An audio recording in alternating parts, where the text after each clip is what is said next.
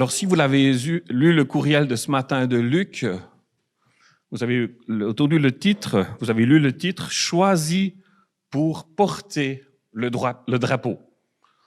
Que ça veut dire? Je veux dire choisi, nous sommes choisis pour porter le drapeau du royaume de Dieu, choisis pour devenir le porte-drapeau du royaume de Dieu. Je vais parler un tout petit peu d'une histoire que j'ai vécue depuis 2 ans, en lien avec le sport. Puis on va voir comment Jésus aujourd'hui a choisi une personne spécifique dans la Bible, il en a choisi tout plein, mais pour devenir son porte-drapeau. Donc, il y a un peu plus de 2 ans, il y a une sportive de Terrebonne, chrétienne, dans une autre église, qui me demande « Écoute, Laurent, je fais de la compétition au vélo de montagne, j'ai besoin d'un soutien spirituel, peux-tu m'accompagner ?» Je dis « Waouh, quel honneur, je veux bien essayer 6 mois avec toi, puis on verra bien si tu acceptes qu'on peut travailler ensemble. Qu'est-ce que ça veut dire être disciple de Jésus dans un milieu sportif de haut niveau ?» Puis ça fait 2 ans, un peu plus. Puis aujourd'hui, ce matin, elle faisait sa première compétition au niveau mondial professionnel. Comme par hasard, c'était en Suisse. Je ne peux pas vous dire son résultat, on s'est juste loupé ce matin. Mais elle a encore 2 compétitions au mois de mai, puis peut-être elle ira aux Jeux de Tokyo. Et puis en même temps, depuis 2 ans, je me suis intéressé à ce sport. Ça veut dire quoi être chrétien dans un milieu sportif de haut niveau? Et au début de la pandémie, j'ai été mis en contact avec un aumônier près de Paris qui a à cœur de former des chrétiens pour qu'ils viennent des coachs spirituels pour accompagner ces sportifs. Toute la pression. Alors, je viens de terminer le niveau 1, puis mon rêve, je vous le dis, c'est d'être invité aux Jeux Olympiques à Paris comme aumônier. On verra si ça se passe, mais je travaille là-dessus. En accompagnant cet athlète, en lisant beaucoup d'articles sur le sport, cette semaine, vous avez peut-être vu aussi qu'on se pose la question, mais est-ce que les Jeux Olympiques auront lieu de Tokyo? Puis s'ils ont lieu, les sportifs qui vont y aller doivent-ils être vaccinés? C'est compliqué. Il y a toute une pression. Puis ces sportifs, la plupart d'entre eux travaillent au moins depuis 8 ans, tous les jours, ils s'entraînent. Ça veut dire que chaque jour, une vie qui exige des sacrifices, de persévérance pour arriver au sommet, pour être qualifié pour ces Jeux. Puis derrière chaque athlète, vous le savez bien, qu'il y a un entraîneur souvent. Il y a un entraîneur qui les prépare, qui les pousse à aller plus loin. Puis quand on s'approche des Jeux Olympiques, il y a différents comités dans tout le pays au Canada qui observent les athlètes qui peuvent être sélectionnés. Ils observent le résultat, ils observent leur caractère, ils sont en lien avec les sponsors, parce que les sponsors, ils ne donnent pas seulement de l'argent, ils espèrent un retour sur investissement. Puis l'athlète, quand il est sélectionné pour aller aux Jeux, pour aller aux compétitions mondiales, on lui explique ce qu'on attend de lui comme comportement pour faire honneur à la nation. Donc toute la tête apprend à vivre avec la pression. Pression avec lui-même, pression avec son entraîneur, des fois pression de la famille, pression des sponsors, pression avec ses coéquipiers. Est-ce que je vais réussir? Oui ou non? Puis dans les milieux sportifs canadiens actuellement, tout le monde se pose la question, mais si les Jeux Olympiques de Tokyo ont lieu, qui va être l'élu pour porter le drapeau du Canada? C'est tout un honneur d'être choisi pour porter le drapeau du pays. Parce que si vous avez regardé déjà les cérémonies d'ouverture des Jeux Olympiques, quand chaque nation avance, devant de chaque nation, il y a le porte-drapeau. C'est une reconnaissance pour cet athlète d'avoir été choisi en fonction de ses résultats, en fonction de son histoire de vie, de son caractère, de qu'est-ce qu'il peut apporter. Mais c'est aussi toute une responsabilité, parce qu'on attend de lui qu'il se comporte comme un bon ou une bonne Canadienne. Ces athlètes s'entraînent dur pour être qualifiés et un sera choisi pour être le porte-drapeau. Ce n'est pas de médaille d'or, mais c'est déjà un honneur. Alors, je fais le parallèle avec notre vie chrétienne. Une fois que Jésus est venu dans notre vie, que Jésus fait sa place en nous, on devient ce porte-drapeau à notre tour. On représente Jésus pour nos amis. On est une image du Dieu invisible sur terre. Avant d'être choisi, avant d'être sélectionné dans l'équipe de Dieu, j'aime savoir que Dieu nous a vus. Dieu nous a observés. La Bible nous dit même qu'avant la fondation du monde, Dieu nous a vus, nous a choisis. Donc on n'a pas eu besoin de faire un super résultat, une super parole, une super action pour être choisi de Dieu. Dieu nous aime. Il nous choisit pour être dans son équipe. L'athlète, il doit performer pour être choisi. Il doit s'entraîner fort, il doit montrer qu'il est digne d'aller jusqu'au bout. Dieu nous dit, je te choisis, et non seulement ça, je m'approche de toi même si tu n'es pas parfait. Même si tu te sens incapable. Et il sait très bien que son amour peut nous qualifier, peut nous transformer, nous aide à être des disciples tous les jours. Il nous appelle par notre nom. Un athlète aujourd'hui qui arrive, qui perce, qui est bientôt au sommet, si par malheur il se blesse, très vite il sera oublié, mis de côté, parce qu'on va chercher quelqu'un d'autre pour le remplacer, pour que le pays ait sa médaille. Et c'est dur d'être un athlète de haut niveau quand tu es blessé, oublié, alors que tu travailles pendant 8-10 ans pour arriver. Mais Jésus nous dit que quand tu es blessé, moi je ne détourne pas ma tête de toi.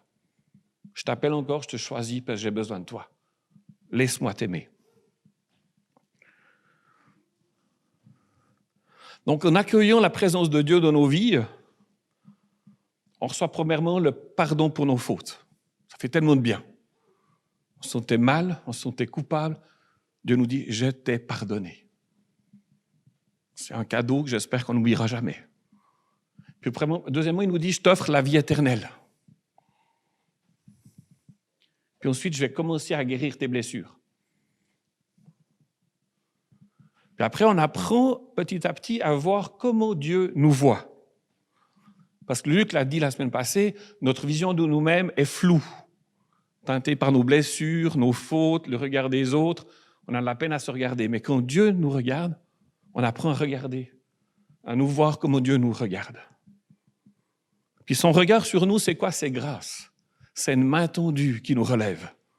C'est espoir. Puis enfin, Dieu nous donne sa vue pour qu'on puisse voir notre prochain comme Dieu le voit. Luc l'a redit, je ne répète pas l'excellent message de Luc la semaine passée, mais il nous a rappelé l'importance de prendre du temps seul avec Dieu, de lire la Bible, de prier, de chercher le regard de Dieu sur nous, sa guérison. Se rencontrer en petit groupe, même par Zoom, ça fait du bien aussi. L'histoire de Jésus, Michael l'a redit ce matin, c'est la clé, sa mort sur la croix, c'est la clé pour comprendre notre histoire. C'est l'histoire de Dieu qui envahit le monde avec amour. Jésus vient établir son royaume avec amour.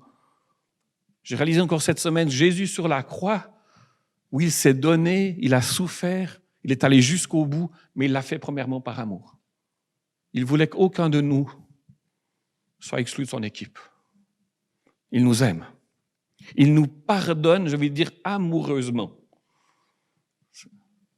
Sur la croix, il nous dit, Père, pardonne-leur car ils ne savent pas ce qu'ils font. C'est un langage d'amour, ça. Il veut nous avoir avec.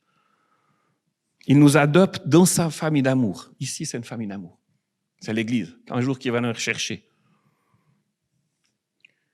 Puis ensuite, quand on est adopté, quand on est saisi dans cette équipe, il nous envoie comme ambassadeurs avec le même amour. Comme je t'ai aimé, moi aussi je t'envoie. Vas-y, aime ton prochain. Et tous, autour de nous, nous avons des collègues de travail, de la famille qui soupirent après un sauveur qui les délivre. Un sauveur qui pardonne, un sauveur qui transforme, qui délivre, qui guérit. Et ça passe par nous. Cet espoir se partage en racontant l'histoire de Jésus à nos amis. Jésus a le pouvoir de réparer ce que le péché a brisé. Et il nous choisit pour être ses partenaires, pour porter son drapeau, pour représenter les valeurs de son royaume. Alors ce matin, j'aimerais vous encourager à faire de vos journées des actions, à faire de nos journées des actions pour amener le royaume de Dieu là où nous sommes. Et ça commence par voir notre prochain comme Dieu le voit. Je crois que c'est possible d'être des agents de transformation et non des perroquets qui répètent. Des personnes, oui, c'est possible. Ta vie n'est pas finie là. Il y a quelque chose d'autre qui s'attend.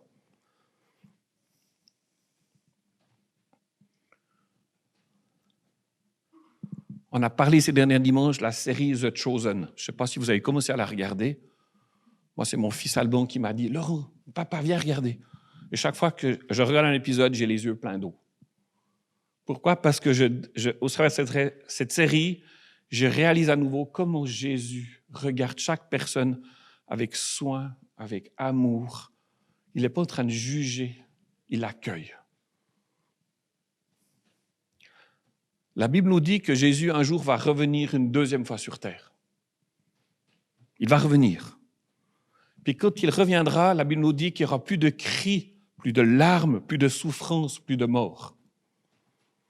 Donc, dans cette attente qui un jour va arriver, Jésus nous appelle à commencer Jésus nous appelle à continuer ce qu'il a commencé.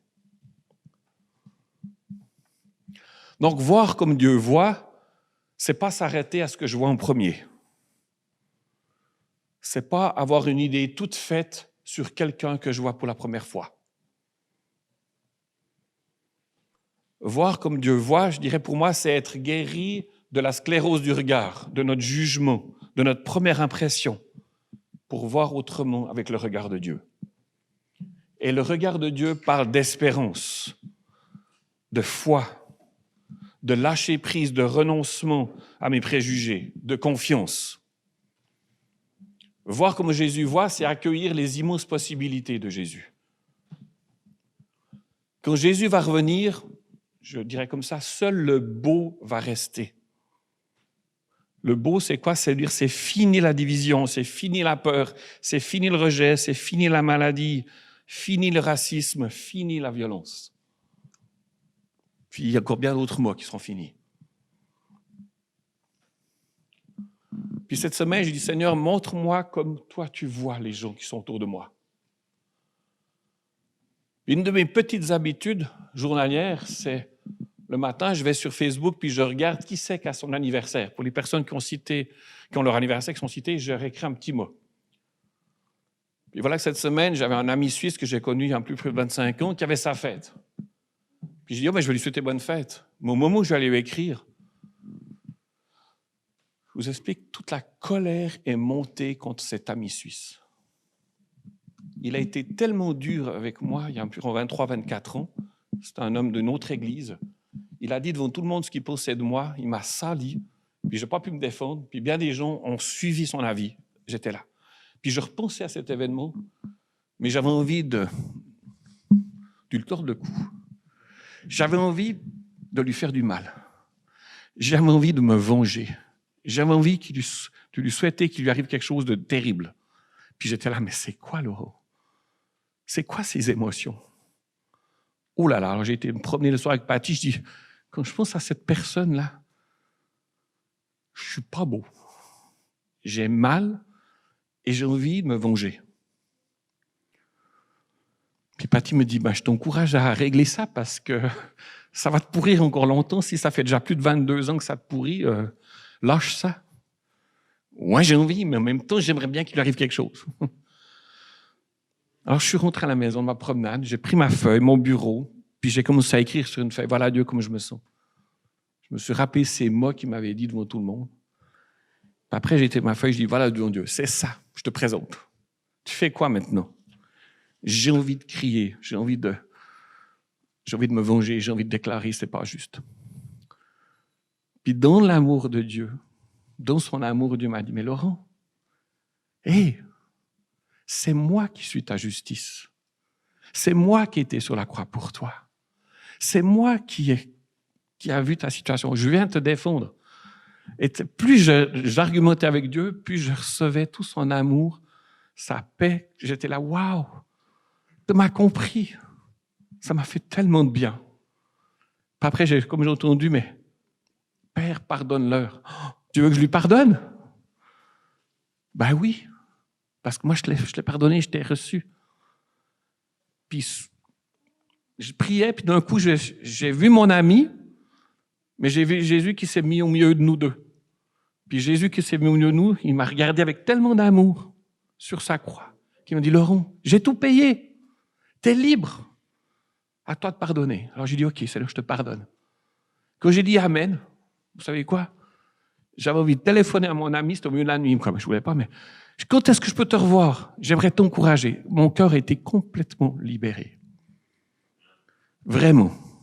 Je suis un autre homme. J'ai réalisé que la grosse crotte que j'avais sur mon cœur, c'était en fait une grosse racine que Dieu a enlevée, qu'a remplacée par sa vérité. Le regard de Jésus sur nous et notre regard rempli de Jésus fait tomber des barrières, permet le dialogue. Dieu, c'est le champion de la réconciliation. En acceptant son amour, son intervention dans nos vies, il nous aligne à son plan. Il recolle les morceaux brisés. Il unifie les parties brisées. Et je l'ai vu. J'étais mal. Puis Patty a vu, mais t'as changé, hein? Je dis, ben ouais, je suis bien. Mais ça se voit. Dieu en nous, c'est porteur de vie. Nous avons la capacité d'engendrer.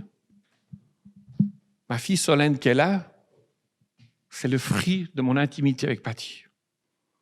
Mais Dieu en nous, on a la même capacité d'engendrer quelque chose d'extraordinaire. Dieu s'invite en nous et nous donne le privilège, la responsabilité de co-créer avec lui, de regarder comme lui il voit. Et notre regard, notre parole, notre geste amène le royaume de Dieu.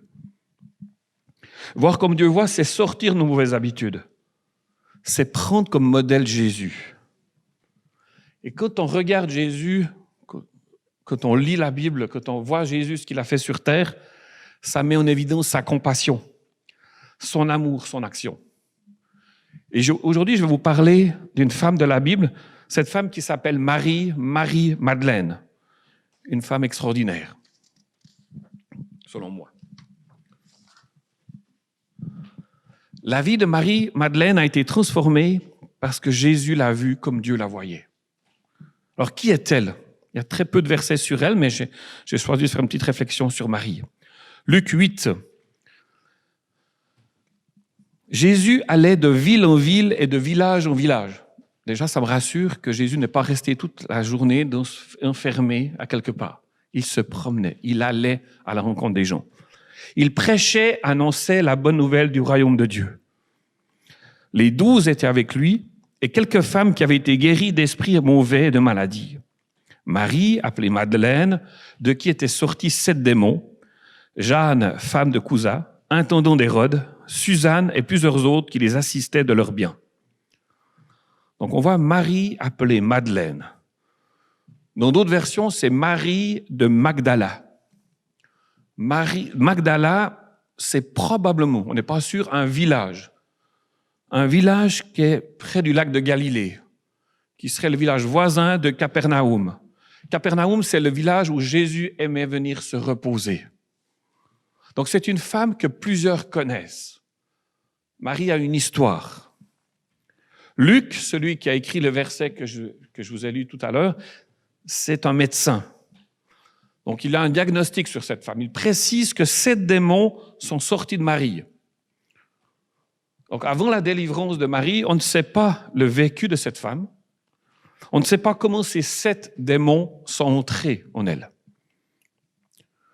Mais pour moi, ces 7 démons ont rendu la vie dure à Marie. Peut-être que Marie avait une vie sociale impossible. Une maladie que personne ne savait comment guérir. On ne savait pas quoi faire avec Marie. 7 démons, je dirais que c'est une situation de Marie grave, difficile. Les démons empêchent toute personne d'être en connexion avec elle-même. Marie est comme emprisonnée. Je pense qu'elle doit vivre des situations, des crises incontrôlables. Elle est sûrement malheureuse. Elle aimerait faire des choses, mais elle n'arrive pas. Puis c'est très facile, quand on connaît des gens comme ça, de les pointer du doigt. On doit parler de Marie autour de Magdala, de Capernaum et ailleurs. Qu'on dise comme ça qu'elle a 7 démons qui sont sortis, c'est qu'elle avait toute une histoire. Je dirais que Radio Couloir n'a pas été créé avec la radio. Vous savez ce que c'est Radio Couloir?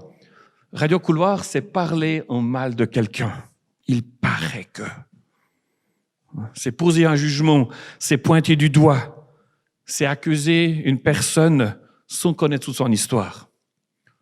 Dans le milieu du sport, on dit souvent que ceux qui font le Tour de France à vélo, ils sont tous dopés. Ça, c'est Radio Couloir. Oui, il y a des dopés. Tous, je ne pense pas. Radio Couloir, c'est prendre quelque chose d'une semi-vérité puis accuser tout le monde. Donc, j'imagine que Marie-Madeleine a peut-être entendu des histoires sur sa vie. Elle a essayé certainement de rétablir la vérité, de ne pas être le centre des discussions, d'être le mouton noir, d'être celle qu'on traite de. Tous savent qui est Marie, mais Marie ne sait pas vraiment qui elle est. Puis un jour, elle croise le regard de Jésus. Jésus, en parcourant les rivages de la mer de Galilée, la rencontre. Jésus a entendu les rumeurs sur Marie. Il l'a vue désespérée. Et je crois de tout mon cœur que Jésus l'a cherchée. Et Jésus l'a trouvée. Il l'a regardée différemment des autres, qui la connaissaient, puis il l'a ramenée dans sa bergerie.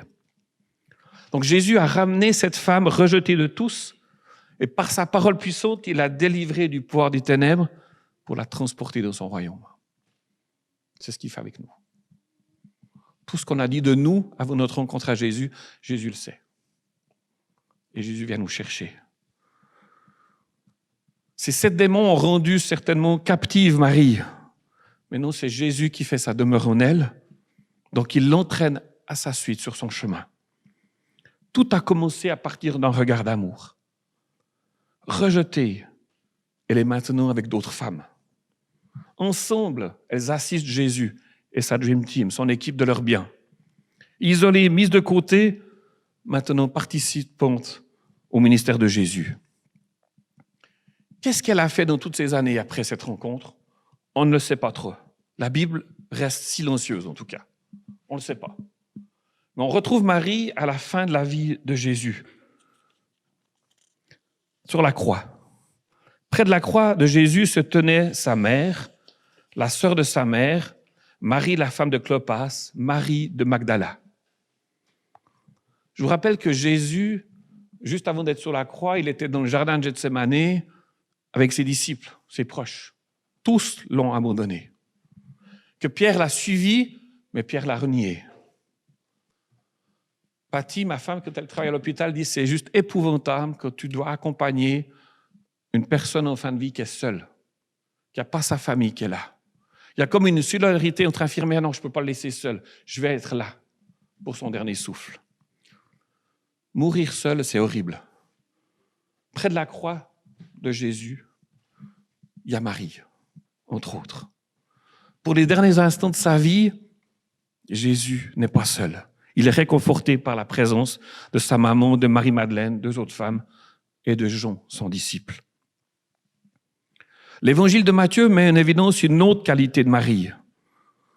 Matthieu 27, il y avait là bien des femmes qui regardaient de loin. Elles avaient accompagné Jésus depuis la Galilée pour le servir. Parmi elles figurait Marie de Magdala, Marie, la mère de Jacques et de Joseph, et la mère des fils de Zébédée. Donc, Marie est-elle près de la croix, comme Jean l'écrit, ou regarde-t-elle au loin, comme Matthieu l'écrit? Est-ce qu'il y a un paradoxe là?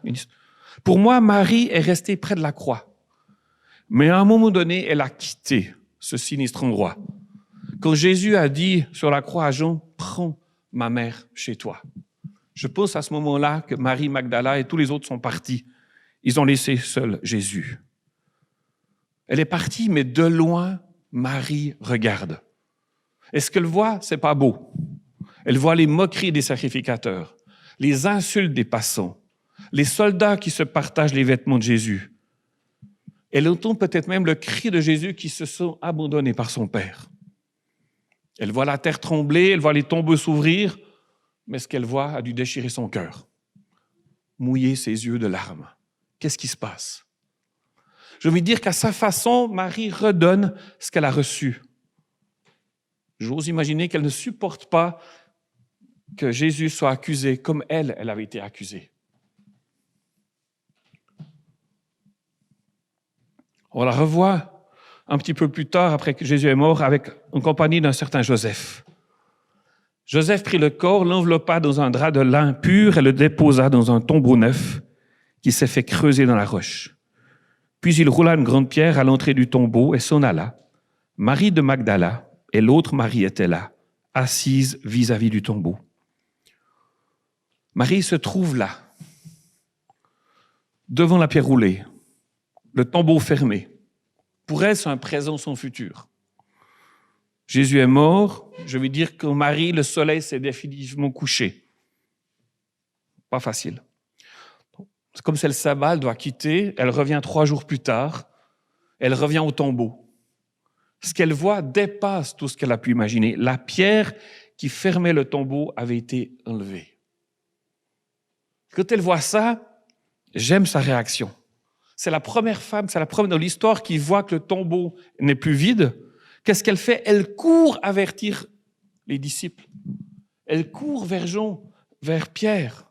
Et le tombeau, la pierre n'est plus là. Pierre, lui, avec Jean, il court à leur tour.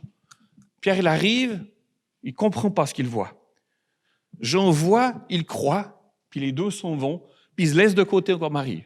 Marie est toute seule. Marie se tenait dehors, près du tombeau, et pleurait. Jean 20.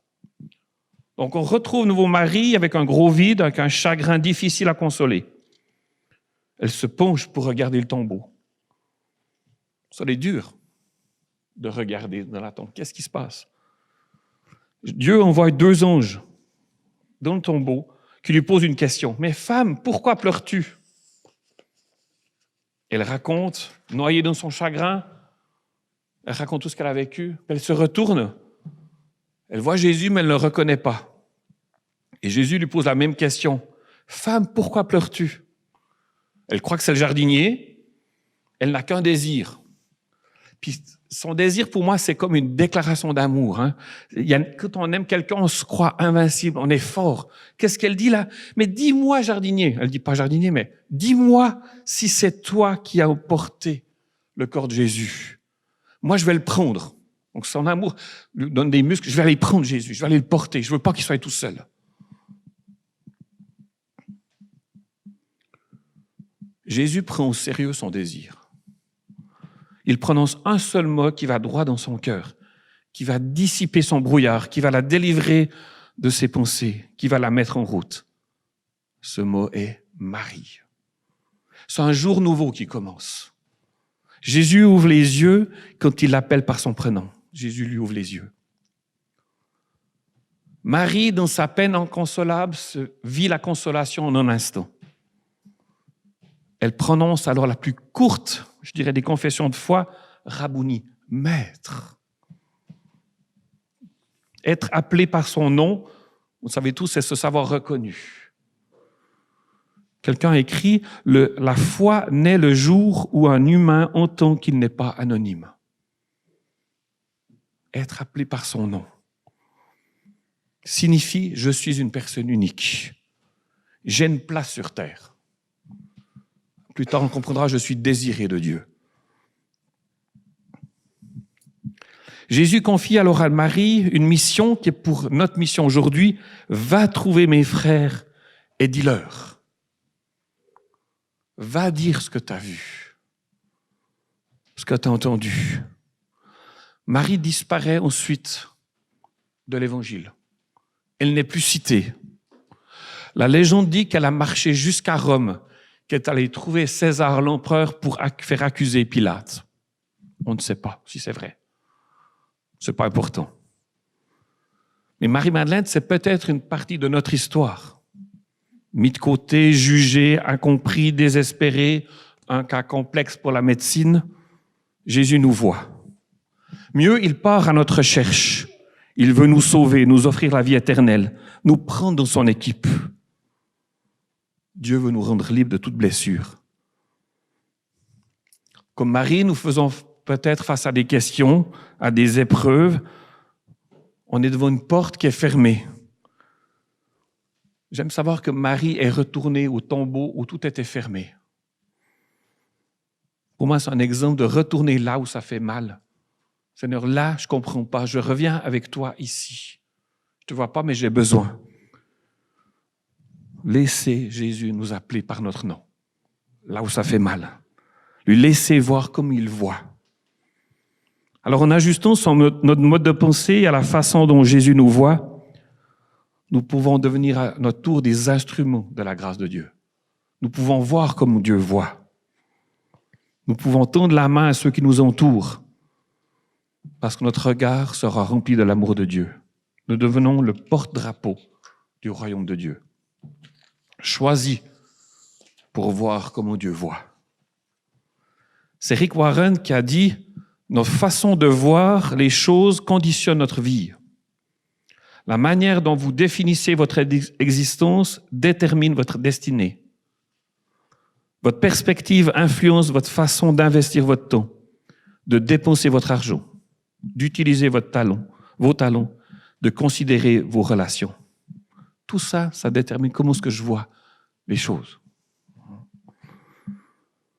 Avant de rencontrer Marie, je suis certain que Jésus a prié, a parlé avec son papa. « Seigneur, c'est quoi ton programme aujourd'hui? Où est-ce que tu veux que j'aille? Quelles sont les personnes à qui je dois parler? » Et Dieu l'a montré Marie. Dieu l'a encouragé à se rapprocher de Marie, même si pour Jésus, ça signifiait être différent, ne pas être compris. Aujourd'hui, je crois que Dieu cherche des hommes, des femmes, même des enfants, qui ont le désir de faire ce que tout le monde peut faire, mais la plupart des gens ne le feront pas, parce qu'ils s'arrêteront au premier regard, à la première impression. Mais non, je ne peux pas. On a déjà tout essayé. Jour nouveau qu'on a chanté tout à l'heure. C'est peut-être aujourd'hui. Pour un voisin, un collègue, quelqu'un de notre famille qui attend juste de nous notre part. Dieu veut nous encourager à marcher dans l'esprit opposé, c'est-à-dire à marcher à contresens, à contre-courant parfois, à tendre une main pour relever et non au poing fermé, à être une parole douce pleine d'espoir et non pas utiliser radio-couloir, à être convaincu que Dieu n'a pas dit son dernier mot. Voir comme Dieu voit, c'est compter sur l'aide de Dieu. C'est vivre sur terre avec une attitude du ciel, c'est-à-dire pardonner, aimer, partager, honorer. C'est difficile, mais ce n'est pas impossible. Voir comme Dieu voit, c'est ne pas avoir peur de prendre la route difficile, plus élevée, où il y a moins de monde, parce que c'est moins populaire. Je pense que Dieu ne désire pas qu'on soit dans la moyenne, mais il nous a fait la paix notre part pour sortir de l'ordinaire, être différent pour donner la gloire à Dieu. Alors je termine par ce verset dans Ésaïe, la prière d'Ésaïe. « Me voici, Seigneur, envoie-moi.